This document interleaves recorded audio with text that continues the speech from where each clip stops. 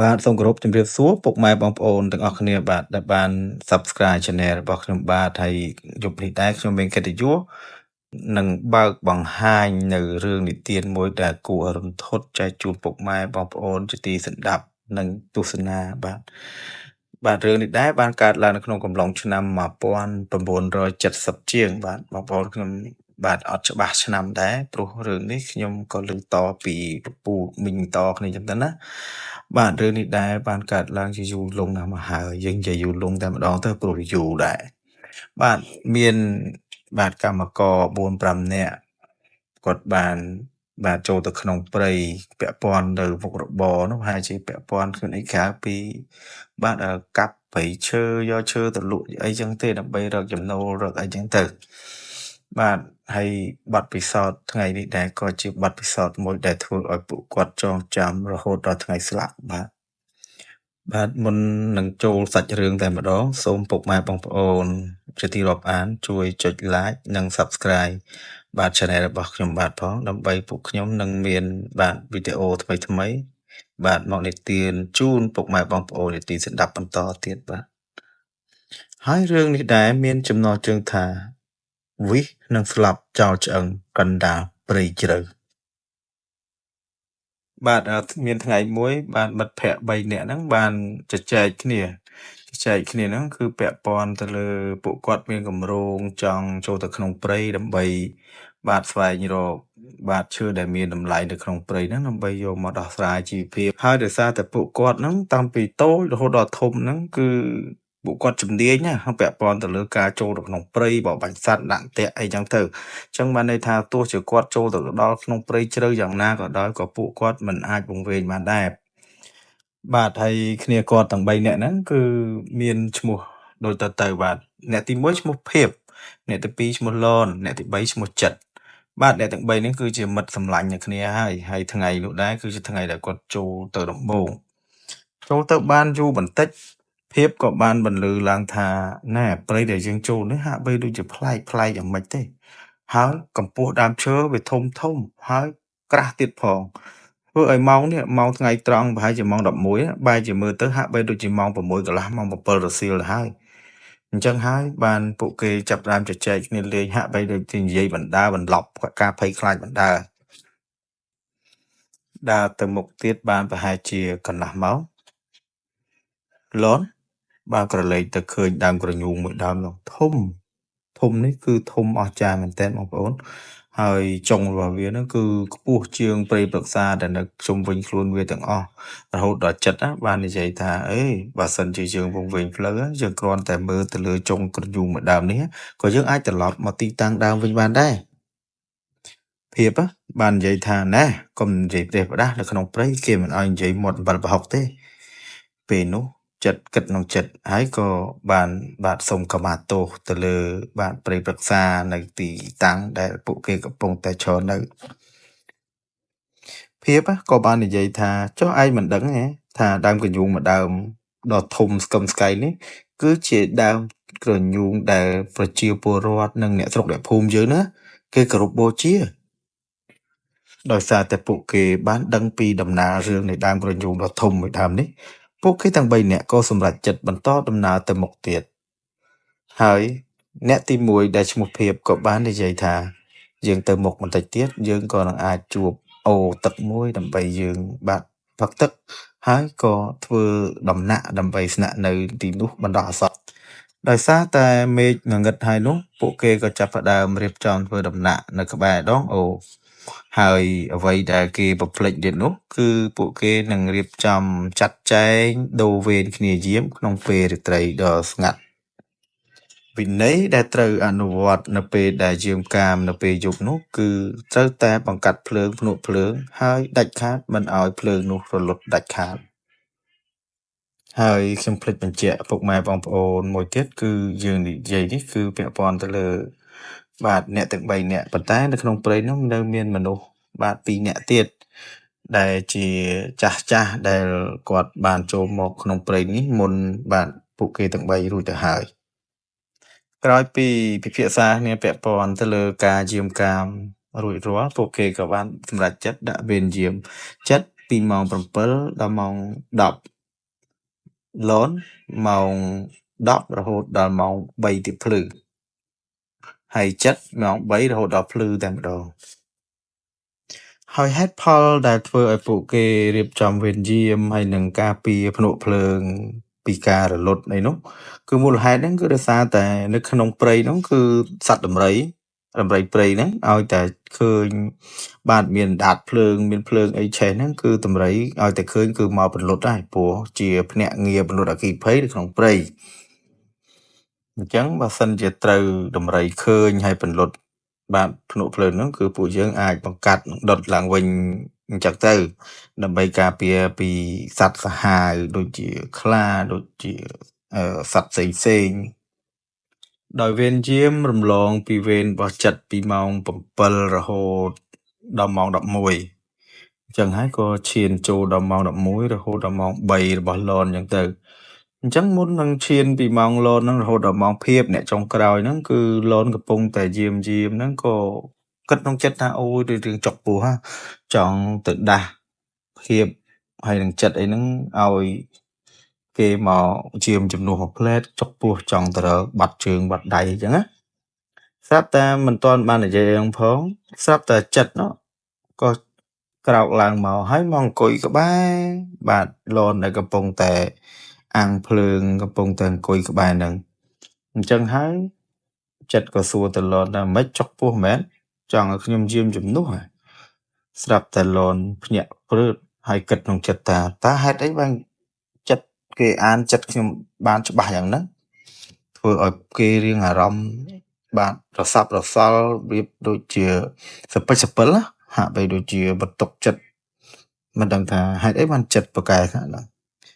ហើយលនណាគេក៏អត់បានគិតអីវែងឆ្ងាយទៀតដែរព្រោះគេគិតថាប្រហែលមកពីចិត្តហ្នឹងមើលឃើញគេកំពុងអង្គុយក្តោបពោះហើយប្រហែលអញ្ចឹងហើយបានជាគេឡើងមកសួរហើយបដូរវេនយាមជាមួយនឹងលនតែម្ដងអញ្ចឹងគេក៏ផ្ញើកន្លែងហើយនឹងបដូរយាមហ្នឹងឲ្យទៅចិត្តបដោះអាសន្នទៅដើម្បីគេទៅបាត់ជើងបាត់ដៃបន្តិចហើយគ្រាន់តែលនណាបានដើរចេញទៅបាត់ជើងបានប្រហែលជា20-30 ម៉ែត្រព្រៃចាប់ផ្ដើមស្ងាត់ស្រងំសត្វល្អិតសត្វអីចាបអីសត្វដែលយំនៅក្នុងព្រៃដែលមុននឹងបន្តិចហ្នឹងស្រាប់តែស្ងាត់ឈឹងសូម្បីតែសំឡេងទឹកហូរក៏មិនមានបន្លឺសំឡេងអ្វីបន្តិចដែរប៉ុន្តែលនណាដោយសារតែការចុកពោះរបស់គាត់ក៏មិនខ្វល់ឲ្យច្រើនគាត់ក៏សម្រេចថាបាត់ដៃបាត់ជើងនៅកន្លែងហ្នឹងតែម្ដងហើយនៅពេលនោះគាត់ចប់ភារកិច្ចដែលបាត់ដៃបាត់ជើងហ្នឹងគាត់ក៏ងាកក្រោយហើយត្រឡប់រកដើរមកទីតាំងនឹងដំណាក់វិញបែរជាលាន់ឮសំឡេងកំភ្លើងបាញ់គ្នាប្រាវទៅវិញទៅមកហាក់បីដូចជាមានគូភាគីកំពុងតែបាញ់គ្នាទៅវិញទៅមក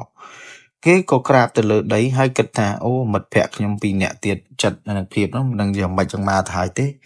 ប៉ុន្តែដោយសារតែគាត់ខ្លាចនឹងគ្រោះថ្នាក់គាត់ក៏ក្រាបហើយបានត្រឹមតែគិតមួយសន្ទុះបន្ទាប់ពី20 ឬ 30 នាទីក្រោយសំឡេងកំភ្លើងក៏បានស្ងាត់ទៅវិញហើយមួយសន្ទុះប្រហែលជា1 ឬ 2 នាទីក៏ឮសំឡេងសម្រាប់ជួងមនុស្សជាច្រើនដើរបាទសម្ដៅឬក៏ឆ្លងកាត់ទៅរកបាទដំណាក់ដែលពួកគេបានធ្វើទុកប៉ុន្តែដោយសារភាពភ័យខ្លាចគេបានត្រឹមតែក្រាបនៅស្ងៀមតែប៉ុណ្ណោះហើយលនបានគិតថាប្រហែលជាបាទក្រុមអភិរក្សព្រៃឈើឬក៏ការពារព្រៃឈើហើយដែលធ្វើដំណើរបាទឆ្លងកាត់ហើយប៉ះបន្ទុះសារាយគ្នាបាញ់គ្នាហើយគេក៏គិតដល់មិត្តភក្តិគេថាអូយមិត្តភក្តិខ្ញុំទាំងពីរនាក់ភៀបហើយនឹងចិត្តមិនដឹងយ៉ាងម៉េចចឹងមកទៅហើយទេប៉ុន្តែគេមិនខ្វល់ច្រើនទេគ្រាន់តែសំឡេងសម្រាប់ជើងគេទៅផុត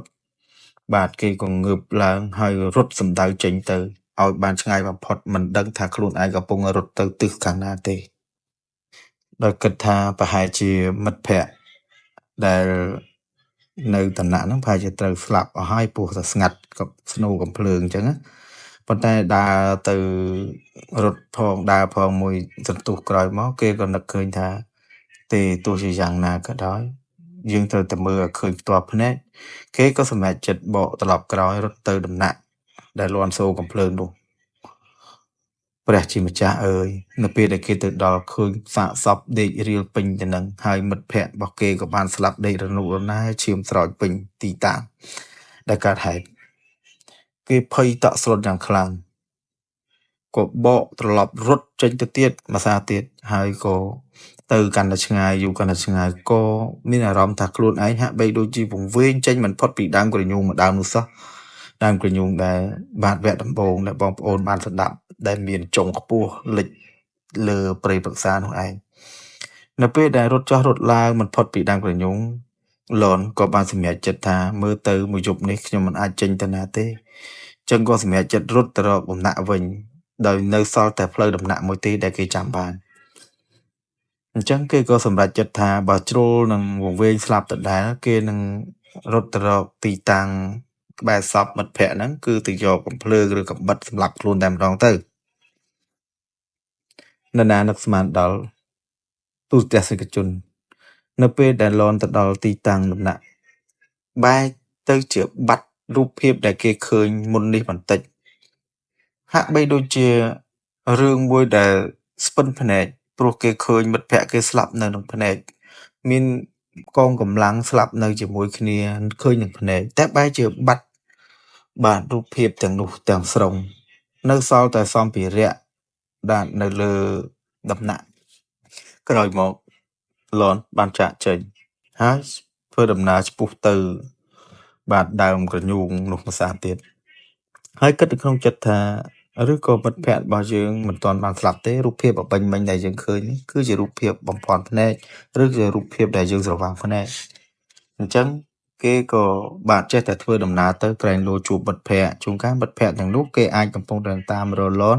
ដោយសារតែគេគិតថាលនកំពុងតែវង្វេងផ្លូវលុះព្រឹកឡើងអ្វីដែលលនគិតគឺខ្លាចជាការពិត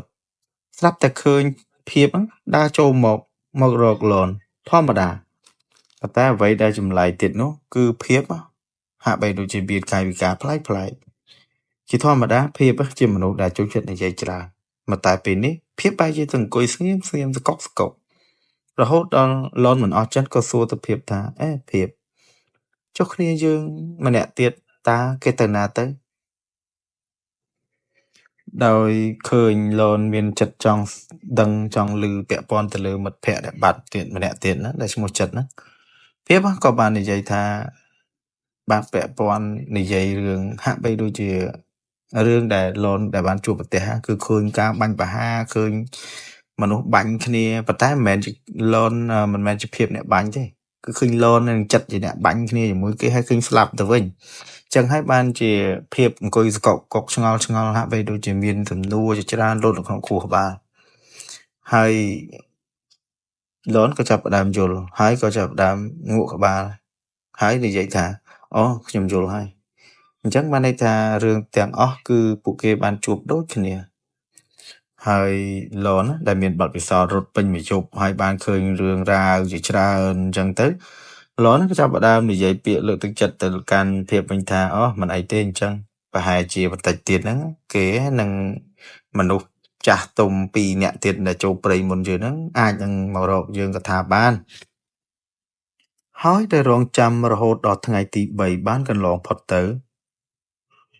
លននិងភាពចាប់ផ្ដើមមានអារម្មណ៍ភ័យតក់ស្លុតព្រោះមិនឃើញស្រមោលពួកគេបានត្រឡប់មកវិញឡើយរីឯស្បៀងអាហារនិងសម្ភារៈប្រើប្រាស់ក៏ចាប់ផ្ដើមអស់បណ្ដាអញ្ចឹងភាពក៏បាននិយាយថាណែពួកយើងមិនកើតទេពួកយើងគួរតែរកផ្លូវចាក់ចេញពីព្រៃនេះទៅជួនកាលអ្នកទាំង3នាក់នោះនិងមិត្តយើងនោះអាចនឹងចាក់ចេញពីព្រៃបាត់ទៅហើយក៏ថាបានដោយសាររកមិនឃើញយើងហើយបើសិនជាពួកគេ3នាក់ទៀតហ្នឹងអត់ទាន់បានចេញពីព្រៃទេយើងទៅហៅអ្នកស្រុកអ្នកភូមិដើម្បីមកជួយរកពួកគេម្សាទៀតក៏បានដែរគ្រាន់និយាយចប់ភ្លាមពួកគេចាប់ផ្ដើមរៀបចំសម្ភារៈនិងស្បៀងអាហារដើម្បីចាក់ចេញពីទីតាំងដំណាក់នោះតែម្ដងដោយដើរទៅយូរបន្តិចភាពក៏មិនដឹងជាមានអ្វីនាំមាត់ក៏និយាយថាតិចពួកគេទាំង3នាក់នោះស្លាប់អស់បាត់ទៅដឹងហ ហើយអ្វីដែលយើងកំពុងតែធ្វើដំណើរឬក៏អ្វីដែលយើងឃើញពីយប់នេះតើវាជាការពិតឬក៏ជាការស្រមើស្រមៃឯលនវិញបានគិតក្នុងចិត្តថាចុះភាពអ្នកដែលកំពុងតែនាំផ្លូវយើងនេះតើជាភាពពិតប្រាកដដែរឬទេឬក៏ជារូបភាពបន្លំភ្នែកដែរក្រោយគិតរួចលនក៏ចាប់ផ្ដើមនិយាយឡើងថាណែភាពជួយដឹកដៃខ្ញុំផងព្រោះខ្ញុំខ្លាចបាទវង្វេងបាត់ភាពទៅទៀតព្រោះតាព្រៃនេះវាធំណាខ្ញុំមិនដឹងថាគួរដើរផ្លូវណាទៅត្រឡប់ទៅផ្ទះវិញទេក្រោយនិយាយចប់លនក៏ហុចដៃឲ្យភាពដឹកដៃក្រោយពីដឹកដៃបានដើរមួយសន្ទុះក្រោយមកលនក៏ឈ្ងោកមុខមើលទៅលើដីហើយលនក៏ងើយមកមើលដៃដែលភាពហុចកំពុងតែចាប់ដៃលននោះព្រះអើយអ្វីដែលហួសចិត្តបំផុតនៅក្នុងពេលនោះគឺដៃរបស់ភាពចាប់ផ្ដើមប្រែពណ៌ចាប់ផ្ដើមប្ដូររូបរាងលនក៏សម្រេចចិត្តងើយមុខឡើងហើយមើលទៅកាន់ភាពព្រះអើយអ្វីដែលលនឃើញគឺជាមនុស្សស្រីម្នាក់ទទួលក្រណាត់ពណ៌សកំពុងតែដឹកដៃលនដើរនៅក្នុងព្រៃគ្រាន់តែឃើញបែបនេះភ្លាមលនក៏កន្ត្រាក់ដៃរួចបែរខ្នងរត់ទៅក្រោយព្រះអើយអ្វីដែលនឹកស្មានមិនដល់គឺមនុស្សស្រីម្នាក់ដែលដឹកដៃអំបញ្ញមិញនេះបែរជានៅឈរពីក្រោយខ្នងលនតែម្ដងធ្វើឲ្យលនភ័យតក់ស្លុតហើយក៏បិទភ្នែករត់គេចថាខ្លួនឯងកំពុងតែរត់ទៅទិសណានោះឡើយបន្ទាប់មកគេក៏បានរត់ទៅប្រហែលជា20-30ម៉ែត្របែរជាឃើញភាពកំពុងតែរត់នាំផ្លូវជាមួយនឹងលនទៅមុខហើយគេក៏ស្រែកសួរទៅភាពថានេះភាពមែនទេនេះភាពក៏តបវិញថាខ្ញុំនឹងហើយគេក៏នាំគ្នារត់ទៅមុខទៀតដោយងាកទៅមើលជុំវិញខ្លួននោះគឺរូបភាពនោះគឺព្រៃមួយដែលពួកគេមិនធ្លាប់បានឆ្លងកាត់នោះឡើយធ្វើឲ្យលនកាន់តែតក់ស្លុតភ័យស្ទើរតែជ្រុះសក់ពីក្បាលរត់កាន់តែយូរគេចាប់ផ្ដើមមានអារម្មណ៍ថាព្រៃហាក់បីដូចជាប្លែកក្រោយពីក្រឡេកចុះឡើងគេក៏ក្រឡេកមើលទៅកាន់ភាពតែភាពដែលកំពុងតែរត់នាំផ្លូវនោះបែរក្លាយទៅជាមនុស្សស្រីដែលទទួលក្រណាត់សនោះទៅវិញធ្វើឲ្យព្រឺសម្បុរបាសរោមសក់ស្ទើរតែជ្រុះចេញពីក្បាលម្ដងទៀតដោយរត់កាន់តែយូរអារម្មណ៍ភ័យតក់ស្លុតកាន់តែច្រើនបូករួមការហត់នឿយការភ័យខ្លាចធ្វើឲ្យគេសម្រេចចិត្តឈប់រត់ហើយក៏ងាកទៅមើលភាពម្ដងទៀតភាពដែលប្រែក្លាយរូបទៅជាមនុស្សស្រីទទួលក្រណាត់សនោះបែរជាងាកមកមើលលនហើយញញឹមដាក់រួចដើរចូលទៅក្នុងព្រៃបាត់ទៅដោយភាពតក់ស្លុតធ្វើឲ្យលនសន្លប់មិនដឹងថាខ្លួនឯងសន្លប់តាំងពីពេលណាក្រោយដឹងខ្លួនមកក៏អង្គុយគិតថាចុះបើចេញពីព្រៃនេះមិនរួចតើវាជោគវាសនារបស់លននឹងទៅជាយ៉ាងណាមិនយូរប៉ុន្មានស្រាប់តែឃើញភាពដើរចេញពីក្នុងព្រៃមកដោយអារម្មណ៍តក់ស្លុតភ័យខ្លាចលនក៏ចាប់ផ្ដើមសួរសំណួរទៅកាន់ភាពថាអ្នកភាពតើនេះជារូបអ្នកពិតឬក៏ជាអ្នកណាភាពក៏ឆ្លើយតបទៅវិញថាបាទគឺខ្ញុំនឹងហើយមកពួកយើងចេញពីព្រៃទៀតលនក៏តបវិញថាទេខ្ញុំមិនទៅជាមួយឯងទៀតទេ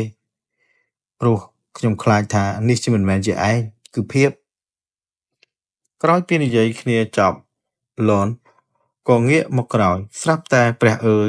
ក៏ឃើញមនុស្សស្រីដែលទទួលក្រណាត់សនោះមកឈរនៅពីក្រោយខ្នងម្ដងទៀតលនភ័យតក់ស្លុតយ៉ាងខ្លាំងលែងគិតថាភាពនោះជាភាពពិតឬក៏ជាភាពคล้ายៗហើយបានរត់សម្ដៅទៅរក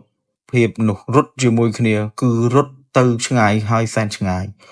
រត់កាន់តែយូរក៏ទៅដល់ទីតាំងដំណាក់ដែលពួកគេធ្វើដំណាក់ទុកកាលពី3ថ្ងៃមុនព្រះអើយស្រាប់តែនៅពេលដែលគេទៅដល់ស្រាប់តែឃើញសាកសពរបស់ភាពបានស្លាប់ហើមបាទគឺស្លាប់រយៈពេលច្រើនថ្ងៃមកហើយពេលនោះលនក៏ងាកមកមើលជុំវិញខ្លួនក៏បាត់ភាពដែលបបួលគាត់រត់ពីមុននេះ ទៅមិនដឹងជាទៅទីណាដោយមិនមានស្លាកស្នាមសម្លេងអ្វីទាំងអស់ហើយសាកសពអ្វីដែលគេឃើញក្នុងរូបភាពនោះគឺឃើញភាពកំពុងតែស្លាប់ហើមឯចិត្តវិញគឺដៃជាប់ចំណងដេកផ្កាប់មុខស្លាប់នៅក្នុងព្រៃនៅក្បែរដំណាក់លនក៏បាននិយាយទៅកាន់សាកសពទាំងពីរថាពួកម៉ាក់កំភៃយើងនឹងតាំងចិត្តយកពួកឯងចេញពីក្នុងព្រៃនេះឲ្យបានដោយហត់នឿយដោយការធ្វើដំណើរលនក៏បានទៅដល់អូរមួយក្រោយពីដេកនៅត្រាំទឹកមួយសន្ទុះលនក៏គិតច្របូកច្របល់ហើយគិតទៀតថាតើរូបភាពទាំងអស់នេះជារូបភាពពិតឬក៏ជារូបភាពប្រឌិតទៀតឬហើយបើយើងនៅដេកត្រង់នេះក៏មិនមានអ្វីប្រសើរឡើយលនក៏សម្រេចចិត្តប្រមូលកម្លាំងចុងក្រោយនិងទឹកចិត្តតស៊ូចុងក្រោយដើម្បីរកផ្លូវចេញពីព្រៃនេះម្ដងទៀតក្រោយលនក្រោកចេញពីទឹកហើយបានដើរសម្ដៅទៅមុខដោយមិនដឹងថាខ្លួនឯងកំពុងតែទៅទីណាព្រះអើយស្រាប់តែឃើញបុរស2នាក់ដែលជាចាស់ទុំដែលចូលទៅក្នុងព្រៃមុនពួកគាត់នោះកំពុងតែអុជធូបសែនព្រេនហើយពួកគាត់ក៏បានក្រឡេកមកឃើញលនភ្លាមក៏នាំមកស្ទុះរត់មករកលនហើយដោយសេចក្តីរីករាយក៏សួរលនថាតើឯងបាត់ទៅណាមិនក៏មិនឃើញយើងខំដើររកពេញព្រៃហើយដោយអារម្មណ៍ភ័យតក់ស្លុតនឹងខ្លួនឯងបានជួបរឿងស្រពេចស្រពិលប៉ុន្មានថ្ងៃនេះធ្វើឲ្យលនគិតក្នុងចិត្តថាយីតើគាត់2នាក់នេះជាមនុស្សពិតឬក៏ជាអ្វីទៅក្រោយពីបានគិតក្នុងចិត្តរួចលនក៏បានបាត់បង់ស្មារតីហើយសន្លប់នៅក្នុងពេលនោះតែម្ដងបន្ទាប់ពីដឹងខ្លួនមកលនបានដឹងថាខ្លួនឯងកំពុងនៅក្នុងមន្ទីរពេទ្យដោយមានចាស់ទុំម្នាក់នៅក្នុងចំណោមចាស់ទុំ2នាក់កំពុងតែអង្គុយនៅចុងជើងរបស់លនហើយគាត់ក៏បាននិយាយប្រាប់ទៅលនថាមិត្តភ័ក្តិ2នាក់ដែលឈ្មោះភៀបនិងចិត្តដែលជាអ្នកធ្វើដំណើរចូលទៅក្នុងព្រៃជាមួយគ្នានោះពួកគេត្រូវបានសមត្ថកិច្ចចាប់ខ្លួនអំពីក្តីចាស់ចាស់តែពួកគេមិនបានស្លាប់នោះឡើយបន្ទាប់ពីស្ដាប់រឿងដែលចាស់ទុំម្នាក់នៅក្នុងចំណោម2នាក់ដែលចូលទៅក្នុងព្រៃមុនអ្នកទាំង3នោះលនក៏បាននិយាយរឿងដែលគាត់បានជួបប្រទះពាក់ព័ន្ធទៅរឿងប្លែករឿងដែលមានមនុស្សស្រីពាក់ឈុតសហើយក៏ឃើញរូបភាពមានការបាញ់សម្លាប់គ្នានឹងស្រស់នៅភ្នែកស្ទើរតែមិនគួរឲ្យជឿនោះគឺលនបាននិទានហើយធ្វើឲ្យចាស់ទុំទាំងនោះស្ដាប់ហើយយកទៅនិយាយតគ្នាប្រាប់អ្នកភូមិធ្វើឲ្យអ្នកភូមិភ័យខ្លាចលែងហ៊ានចូលព្រៃនោះរហូតដល់សប្តាហ៍ថ្ងៃហើយអ្វីដែលចាស់ទុំនិទានបន្តទៅទៀតនោះគឺពាក់ព័ន្ធទៅលើ2នាក់នោះគាត់គិតថា2នាក់នោះ